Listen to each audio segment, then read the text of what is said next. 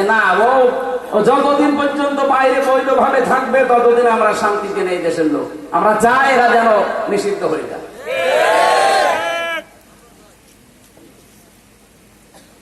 এর আগে শতবার তাদেরকে সুযোগ দিয়েছে, প্রত্যেকবার ক্ষতি করেছে।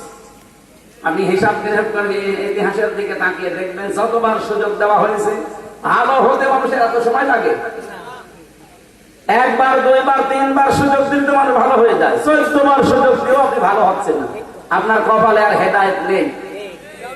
কারণ মানুষ যখন পাপ করতে করতে সীমা ছাড়িয়ে যায়, যখন সম্মানিত মানুষদেরকে অসম্মান করা শুরু করে, সূরা আলে ইমরানের 4 নম্বর পারা 12 নম্বর পৃষ্ঠা 9 নম্বর লাইনে আছে, এটা শেষের দিকে আছে, ইন্নামা নুমলি লাহুম লিয়াজদাদু ইসমা ওয়ালাহুম আযাবুম মুহিন। রব্বুল আলামিন বলেন, মানুষের পাপের বোঝা যখন ছাড়িয়ে যায় তখন আমি তাকে অপমানজনক শাস্তির ভেতরে ফেলে দেই। এজন্য তামাম দুনিয়া এখন ঘৃণা করছে। আজকের রিপোর্ট পেলাম, আন্তর্জাতিক একটা রিপোর্ট দিয়েছে আমেরিকা, 257টা দেশ মিলে আজকে 12:30টার সময় পেলাম। তামাম দুনিয়ায় 3 জন মানুষ ঘৃণিত এখন, সারা দুনিয়ায় সবাই ঘৃণা করে তাদের। 1 নম্বরে হাসিনার নাম এসেছে।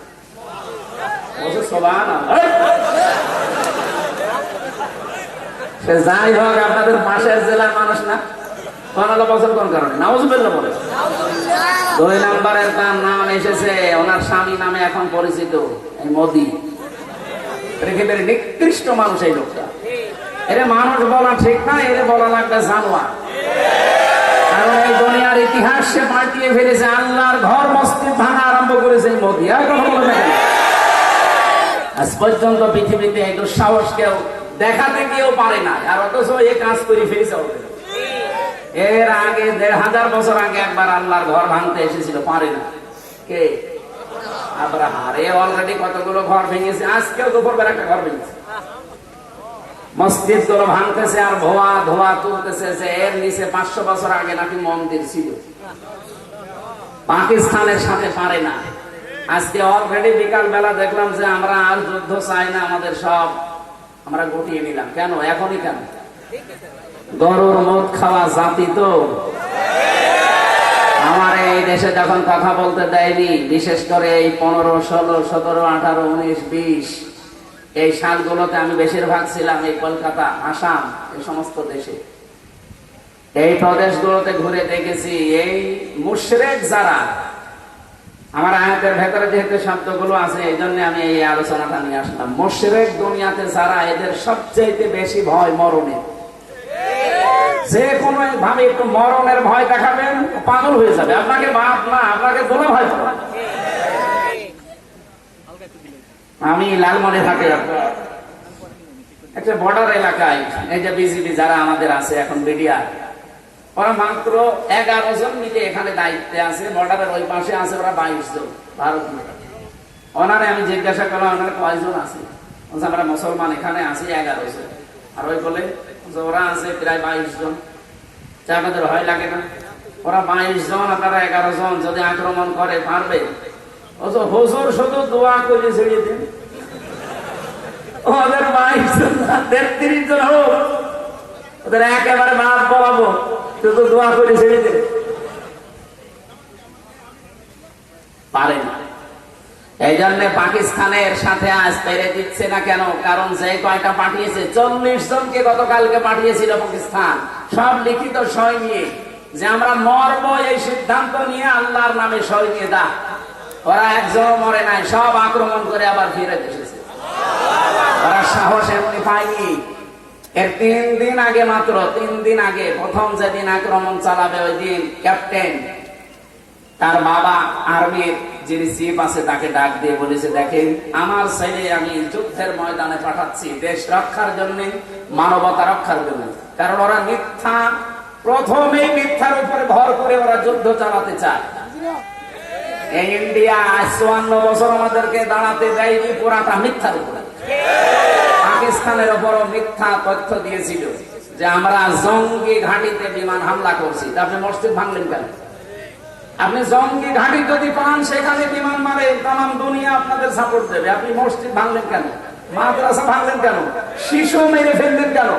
এটার জবাব দেওয়া লাগবে না? এই জন্য পাকিস্তানের দল মত আর নেই, সব এক হয়ে গেছে। এরা এক হয়ে এমনকি আর্মির প্রত্যেকের বাবা এসে এসে বলছে আমার ছেলেকে আমি পাঠিয়ে দিলাম মানবতার জন্য, ইসলামের জন্য, দেশ রক্ষার জন্য, যান, কিন্তু আমার ছেলে যদি পেছনে গুলি লাগে আমার ছেলেকে নিয়ে আসবেন না, ওরে সাগরে ফেলে দেবেন, বন জঙ্গলে রেখে আসবেন, ওরকম ছেলে আমার দরকার নেই। ছেলে যদি সামনে গুলি লাগে আমার কাছে নিয়ে আসবেন। ও ক্যাপ্টেন মারা গেছে, ওনারা নিয়ে আসার সময় বাবা জিজ্ঞাসা করছে নিয়ে আসলেন মানে? বলছে বাবা আপনি যা বলেছিলেন ওই কথা আমরা ঠিক রেখেছি, আপনার ছেলের পেছনে একটা গুলিও লাগে নাই, বুকে লিখেছে 22টা গুলি লিখেছে। এদের সাথে গরুর মদ খাওয়ালো, ওকে শুকর খাওয়ালো, ওকেরা পারবে? এখন বাধ্য হয়ে সেই মাছ না পেয়েছি কামড় দেবে, আমাদের এদিকে ওরা টার্গেট নিতে পারে, এজন্য সাবধান থাকা লাগবে। কি কথা বলছেন? সাবধান থাকা লাগবে। ওয়ালা তাজিদান্নাহুম আহরাসান নাসি আলা হায়াতি ওয়া মিনাল্লাযিনা আশরাকু, সূরা বাকারার ভেতরে আছে হে নবী ওয়ালা তাজিদান্নাহুম, লামে তাকিদ নুনে সাকিলা, আল্লাহ গ্যারান্টি দিয়ে জানিয়েছেন, কারণ বানিয়েছে কে? আল্লাহ। উনি বানিয়েছে, উনি জানেন না আপনার মনের খবর? মুশরিকদের মনের খবরও জানে। এই জন্য জানিয়েছেন যে দুনিয়ায় সবচেয়ে বেশি মরণকে ভয় পায় দুইটা জাতি, এক নম্বরে মুশরিক। কারা? আহরাসান নাসি আলা হায়াতি ওয়া মিনাল্লাযিনা আশরাকু, এই পৃথিবীতে সবচেয়ে বেশি জীবনের উপরে মায়া মহব্বত দেখতে পাবেন মুশরিকদের। এই জন্য ওদেরকে যদি একটু দু একটা ফেলে দেওয়া যায় না, ও জীবনের মতো আর মাথা উঁচু করে দাঁড়াতে পারবে। আমরা যে কথা বলতে চাই যে 28 বার আপনারা চেষ্টা চালিয়েছেন, একবারও সফল হতে পারেননি, 2800 বার চেষ্টা করলেও পারবেন না, কারণ 3500 বার কষ্ট পাওয়া লাগবে, দুঃখ পাওয়া লাগবে, এরপরে তো শান্তি মুক্ত হতে দেন। কোরআনের আয়াত আমরা 100 ভাগ বিশ্বাস করি, করি কিনা? সেই বিশ্বাস নিয়ে বলছি যারা দুনিয়ার মানুষের সম্মান নিয়ে সিনেমিনি খেলেছে এতদিন, আগামীতে যারা এই দেশের দায়িত্বে আসবে কেউ যেন মানুষের সম্মান নিয়ে সিনেমিনি খেলতে না পারে, সেই ব্যবস্থা দেশে করা লাগবে ইনশাআল্লাহ। আজকের মাহফিল যেহেতু সবার জন্য, সবাইকে সামনে নিয়ে কোরআনে কারীম গুরুত্বপূর্ণ একটা সূরার 4 ভাগের 1 ভাগ পড়েছি, একটা আয়াতের মাত্র 4 ভাগের 1 ভাগ। আমার এই মাথার ভেতরে আয়াত নিয়ে যত তথ্য আছে কিয়ামত পর্যন্ত দিলে ওই তথ্য শেষ হবে, এত তথ্য আল্লাহ রুকিয়েছে। আমরা চেষ্টা করবো এগুলো ডেলিভারি দেওয়ার। আল্লাহর শুকরিয়া আদায় করছি, জবান খুলে আলহামদুলিল্লাহ। দরুদ আর সালাম পাঠ করছি আমাদের নবী মুহাম্মদুর রাসূলুল্লাহ সাল্লাল্লাহু আলাইহি ওয়াসাল্লামের প্রতি, যাকে আল্লাহ 3টা মিশন আর ভিশন দিয়ে দুনিয়ায় পাঠিয়েছিলেন। নবীজির মিশন কয়টা? আরো জোরে বলেন তো। নবীর মিশন যদি 3টা হয়, আমরা উম্মত, আমাদের ওই 3টা হওয়া দরকার না? নাকি ওই 4টা করবেন? না, 3টাই আমাদের মিশন। 1 নম্বরে তাওহীদ প্রতিষ্ঠা, এটা আপনার জীবনের মেন মিশন আর ভিশন বানিয়ে নেবেন। কিয়ামতের ময়দানে আল্লাহ রাব্বুল আলামিন তাওহীদ প্রতিষ্ঠায় যদি আপনাকে দুনিয়ায় দেখেন, অন্য কোনো আমল আখলাক যদি কমও থাকে আল্লাহ মাফ করে দেবেন, কারণ তাওহীদ এটা প্রতিষ্ঠার জন্য তামাম দুনিয়ায় আল্লাহ নবী আর রাসূল পাঠিয়েছিলেন। নবীজিকে আল্লাহ ডাক দিয়েছেন সূরা আলে ইমরান 3 নাম্বার পারা 17 নাম্বার পৃষ্ঠার 2 নাম্বার লাইনের 64 নাম্বার আয়াতে পাবেন এটা। قُلْ يَا أَهْلَ الْكِتَابِ تَعَالَوْا إِلَى كَلِمَةٍ سَوَاءٍ بَيْنَنَا وَبَيْنَكُمْ أَلَّا نَعْبُدَ إِلَّا اللَّهَ وَلَا نُشْرِكَ بِهِ شَيْئًا وَلَا يَتَّخِذَ بَعْضُنَا بَعْضًا أَرْبَابًا مِّن دُونِ اللَّهِ فَإِن تَوَلَّوْا فَقُولُوا اشْهَدُوا بِأَنَّا مُسْلِمُونَ। একটু খেয়াল করুন ভাই, এটা এখন একটা বাস্তবতার সাথে দরকার। আল্লাহ পাক বলেন, হে নবী, কিতাবে বিশ্বাসী যারা তাদেরকে ডাক দেন। এদেশে আমরা কিতাবে বিশ্বাসী না? কিতাবের নাম কি? আরো জোরে বলেন। অন্য ধর্মের যারা আছে তারাও তাদের একটা কিতাবে বিশ্বাসী, এ বাইরের দেশগুলোতে সফর করতে গেলে আমি যদি ট্রেনে যাই, বাসে যাই, জিজ্ঞাসা করলাম সেদিন থাইল্যান্ডে একজনকে, আপনার নাম কি? নাম বলার পরে দেখলাম লোকটা ইহুদি। আপনার নবীর নাম কি? বলছে জোসেফ। জোসেফ মানে মুসা আলাইহিস সালাম। হযরত মুসা নবী বলে আমরা যাকে চিনি, ওরা নাম পাল্টিয়ে জোসেফ বলে ডাকে। সেদিন মালয়েশিয়া খ্রিস্টানের সাথে দেখা হয়েছিল, বললাম নাম কি? জিজ্ঞাসা করার পরে নাম বলে। নবীর নাম কি? বলে যিশু। যিশু মানে ঈসা আলাইহিস সালাম। ওরা দাউদ নবীকে ডাকে ডেভিড বলে। আমাদের জাতির পিতা যিনি, হযরত ইব্রাহিম আলাইহিস সালাম নাকি বঙ্গবন্ধু? এইটা নিয়ে আমার রিমান্ডে টর্চার করছে সরকার। আমার জাতির পিতার নাম কি? আমি যাই বলেছি বঙ্গবন্ধু না, ইব্রাহিম আলাইহিস সালাম। সঞ্জয় দত্ত এই লোকটা আমার উল্টা পাল্টা গালি গালাজ দিয়ে, সারা দেশের মানুষ মানে বঙ্গবন্ধু, আর ইব্রাহিম আলাইহিস সালাম কে? কে মানে মুসলিম জাতির পিতা, এটা আল্লাহর ঘোষণা দেওয়া। ওই দিন আমার এমন একটা মুখ খারাপ করে কথা বলেছিল, আমার এখনো অন্তরে বাজে। কোথায় পালিয়েছে ওরে ধরে তো আমি এখন পেলে মুসলমানই দিয়ে দিতাম সরকার। নাম দেখে তো বোঝা যাচ্ছে যে মুসলমানই দিয়ে। আর আমার যতগুলো রিমান্ডের অফিসার অধিকাংশ গুলো এই মালায়ন করতো। এমনকি জেলখানায় 3 বছরে আমার কারারক্ষী ভাগে পড়তো সব। দেবদুলাল, সুব্রত বালান, অসিত কুমার, আশিক রায়, এইরকম মানুষ নাম শুনেই মনে হচ্ছে যে এই আল্লাহর ওলি নাকি। আল্লাহ রসুলে বিশ্বাস করে না, যার দাম আছে ওর কাছে, আলেম সালেম ওর কাছে সব সমান। 3টা বছর ফাঁসির কন্ডেল ছেলের ভেতরে তালা লাগিয়ে রেখে দিয়েছে। একদিন মাঝে মাঝে হিন্দু তো কিছু বলাও যায়। একদিন বললাম যে দাদা সারাদিন শুধু এই যে 24 ঘন্টা তালা লাগানো, একটু বাইরেও যেতে দিন। আবার সিসি ক্যামেরা লাগিয়ে রেখেছেন, কেউ যেন আমার সাথে কথা না বলে। একটা কথা হইল, ওটা মানবতা নেই। কি হুজুর কি বলবেন? মানে একটা বই নিয়ে এসেছে, তো পড়ি। ওরে আল্লাহর ওলি বই নিয়ে এসেছে বঙ্গবন্ধু আত্মজীবনী, ও ছাতা পড়েন তো। পরে বলছে ভালো বই নিয়ে আসবো, পরে নিয়ে এসেছে বঙ্গবন্ধুর ছেলে ফেলা। আর কাঁঠাল পেড়ে খেয়েছি, আম পেড়ে খেয়েছি, সেই কথা লিখা। ওইটা পড়ে আমি কি পাবো ভেতরে? লাইব্রেরিতে বঙ্গবন্ধু কর্নারে এছাড়া কোন বই নেই। ভালো বই নিয়ে আনবে। ভালো বই এবার নিয়ে এসেছে বঙ্গবন্ধু সিন সব ছাতা সব বইটা। ওরা আর বই নিয়ে আসার দরকার নেই। ওই ইমেল বিল্ডিং এ একজন আছে, এটিএম আজহারুল ইসলাম, যার মুক্তির জন্য অনেকে তাল বাহানা করছে। দায়িত্বে যারা আছেন, এই যে তারিখ যেটা দিয়েছেন, এই তারিখে যদি সত্যি বাঙালিকে হাইকোর্ট দেখাতে চান না, এবার কিন্তু দেওয়ালে পিঠ থেকে গেছে। আর আগস্টের 5 তারিখ কি শেষ হয়ে গেছে? আমরা চাই এই নির্দোষ মুসলিম মানুষটাকে এই তারিখে যেন আর কোন তাল বাহানা না করে মুক্ত জীবনে ছেড়ে দেওয়া। এটা চান না? আপনারা চান না?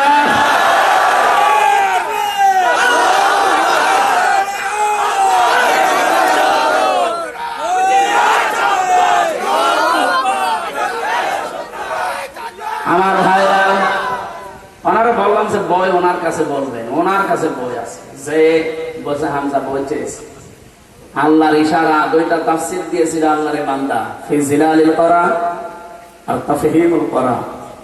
এই 3টা বছরে একাধারে মাওলানা, আপনাদের এই জেলার মনে হয় তার নানার বাড়ি মাওলানা মামুনুল হক হাফিজাহুল্লাহ, এ ভাই আমার সাথে এক ঘরে 3 বছর ছিলাম আমরা।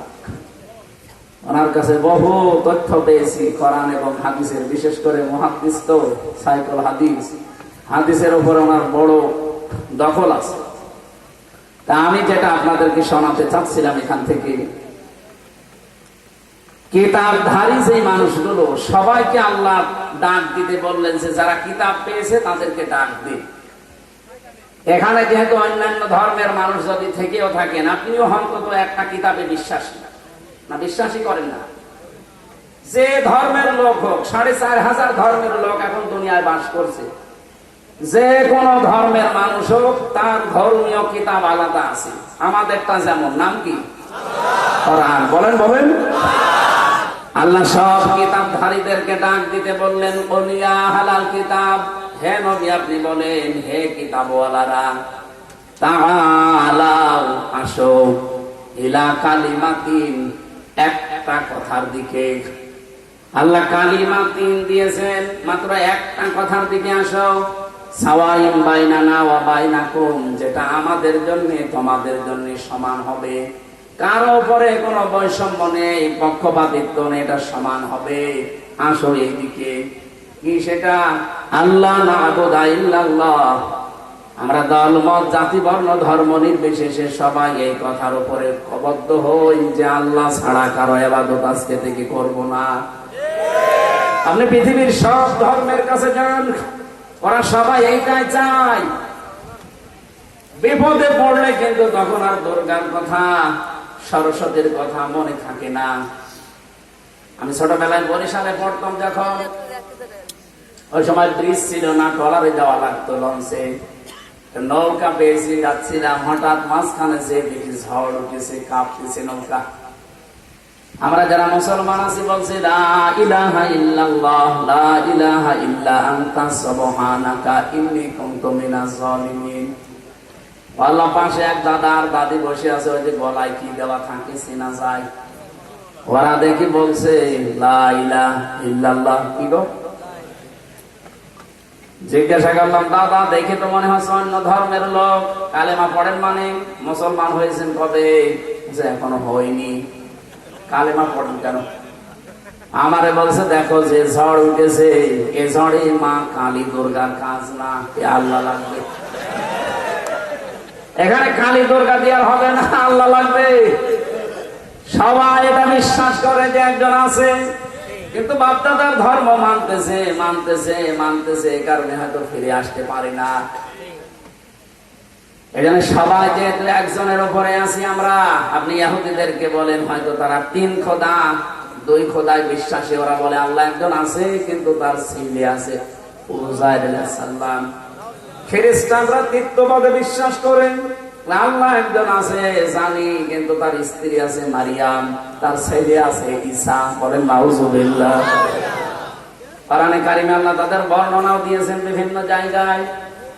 আল্লাহ এজন্য সূরা ইখলাস নাযিল করে আমাদেরকে শুনিয়েছেন, কুলু হুয়াল্লাহু আহাদ আল্লাহুস সামাদ লাম ইয়ালিদ ওয়া লাম ইউলাদ ওয়া লাম ইয়াকুল লাহু কুফুয়ান আহাদ।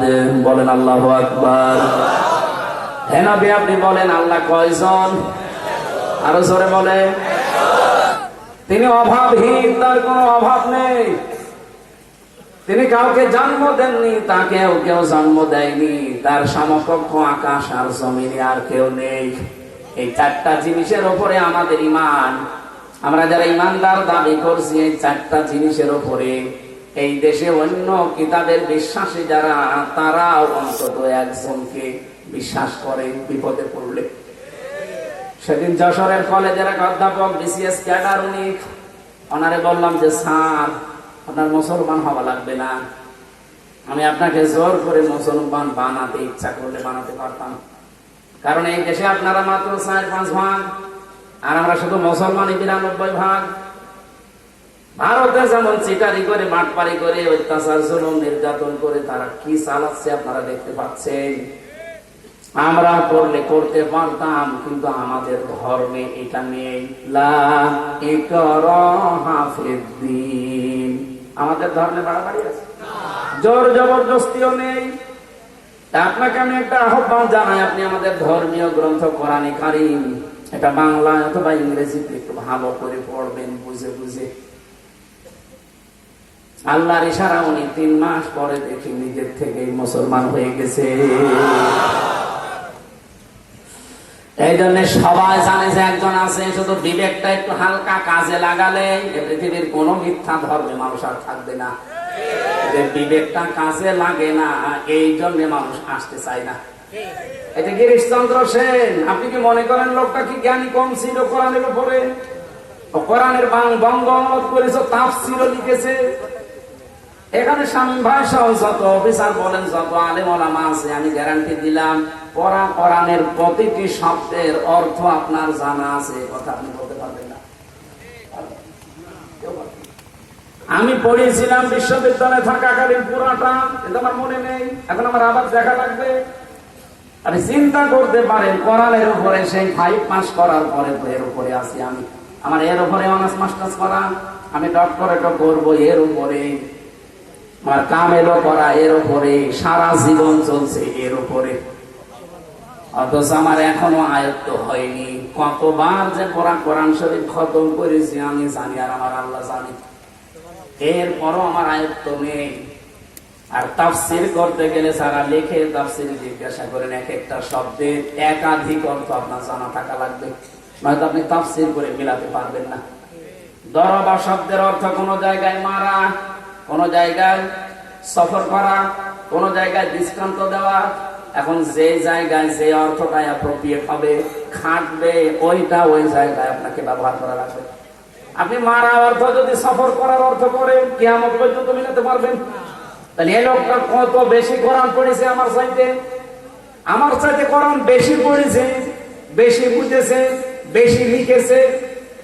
কিন্তু লোকটা মারা যাওয়ার পরে তাকে কিন্তু আর কবরে দেওয়া হয়নি, জানাজাও হয়নি, পুড়িয়ে ফেলেছে। আপনি নরসিংদী যান, শিবপুরে এখন পর্যন্ত তার প্রতিকৃতিটা আছে। কি বুঝলেন এখান থেকে? এই লোকটার সব ছিল কিন্তু মন ছিল না। কারণ হেদায়েত পাওয়ার জন্য একটা মন লাগবে। ওই মন যদি কারো না হয়, আল্লাহ জোর করে হেদায়েত দেবে না। আল্লাহ ইচ্ছা করলে কিন্তু পারে, কিন্তু উনি ইচ্ছা করেন না। স্বাধীনতা আপনাকে দিয়ে দিয়েছে আর পাঠিয়েছে আল্লাহর এই কালামটা, কোরআনে কারীম। এই যে সূর্যটা আলো দেয়, সূর্যের আলো দুনিয়ায় সবাই পায় না, আন্দাজ বলতে। সূর্যের আলো অন্ধ পাবে, অন্ধ যাদের চোখ ভালো নাও পাবে, বলেন।